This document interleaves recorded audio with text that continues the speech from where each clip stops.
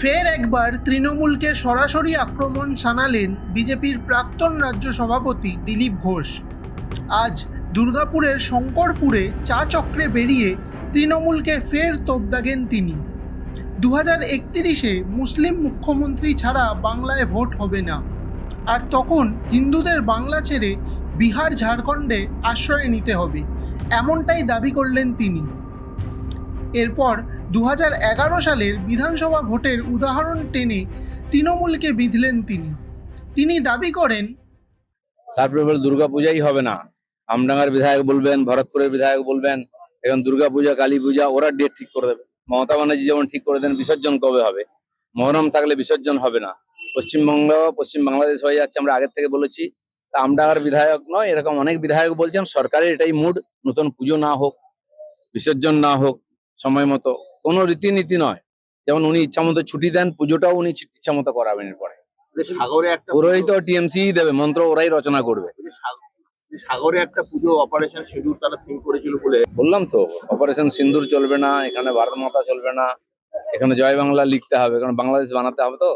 তো সেই জন্য এটা কেন ওটা কেন, যত পুজো যেখানে কোথাও কোথাও আমাদের লোকেরা যুক্ত হয়েছে বা নতুন হচ্ছে, হাজার রকমের সমস্যা। রাত্রেবেলা পুলিশ চমকাচ্ছে, এসে পুজো করতে দেবে না। শুধু তাই না, অপারেশন সিন্দুর কলকাতায় হয়েছে, দেখেছেন আপনারা, সজল ঘোষেদের। সেখানে রাত 12টায় পুলিশের চমকাচ্ছে, এটা কেন ওটা কেন। পুজো হাজার হচ্ছে, তো সরকারি পয়সায় হচ্ছে, সেখানে কোনো দোষ নেই।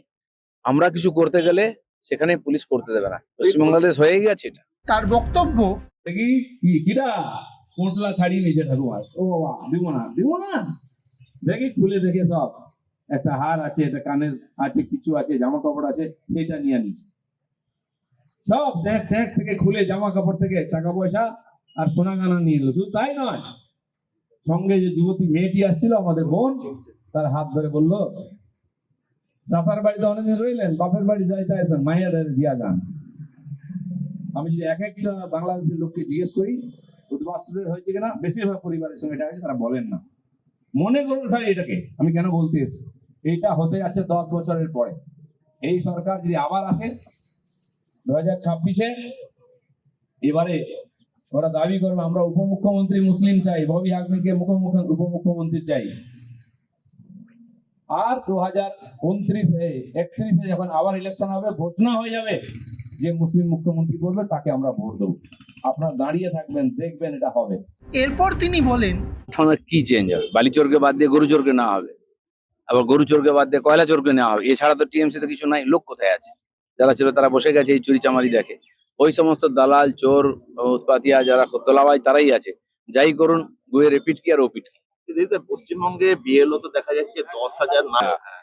টিএমসি পার্টির সঙ্গে অ্যাক্টিভলি আছে, ছবি আছে নেতার সঙ্গে প্রোগ্রামে, সে থাকতে পারবে না, এটা ইলেকশন কমিশনের কথা। সে টিএমসির নেতা।